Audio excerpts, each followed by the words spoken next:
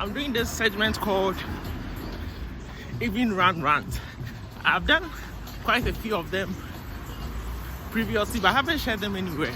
They are all on my phone. So what I'm doing is I'm preparing for the Absa Marathon on 23rd July. Question is, how am I preparing for a marathon? It reminds me of a mountain climber who was once asked why he decided to climb a mountain. His answer was that because the mountain was there. So it's been something I've wanted to do for quite a while now. So the whole focus of this rant is to share something I've been thinking about.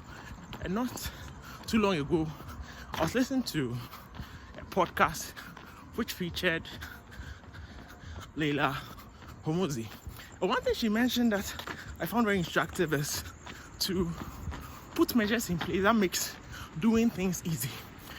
Sometime back, her husband, I almost said his husband, her husband, Alex Homozi, mentioned that she used an app. The app was used to record food that you ate or your calorie intake, and she used that app continuously for 12 good years.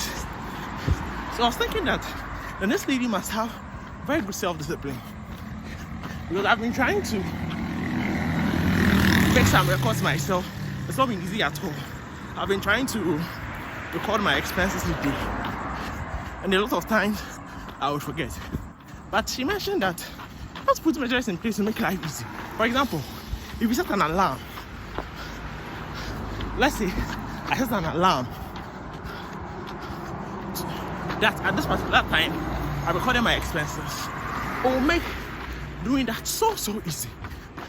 So that's what I've been thinking about, to put measures in place that makes being disciplined easy. Otherwise you will just be exercising your willpower, and you only have so much willpower. Cheers. So I decided to do a part 2 of the evening rant today. So the goal was to run 10.4 kilometers. I did 5.2. I took a short break. Took about a 5-minute break, and I'm now continuing the run. The reason why I'm doing the part 2 is to talk about an idea I just learned in the podcast I've been listening to. And I mentioned the initial idea from Leila Mozi, and that was about putting systems in place that will make discipline easy. This time she was asked by Jay Shetty what she thinks are the greatest determinants of success, and she mentions patience. Before she goes on to mention focus and to ignore boredom, or to work regardless of being bored. The last one, I'm guessing, is the same as patience. And focus, to some extent, also means that you have to be patient, or I'll say patience is an element of focus. And she used an example of one of her subordinates who started working with their company when he was only 16. And he's now head of sales for their holding company, acquisition.com.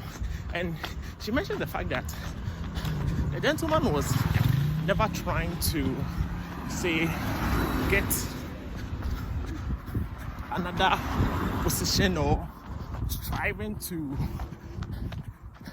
be given a bigger portfolio, but he was concentrating on his current task. Whatever he was told to do, he did it to the best of his ability. So he was extremely patient at his job, and as he did that, his results were phenomenal. So that's one lesson I'm guessing we can all learn. Patience.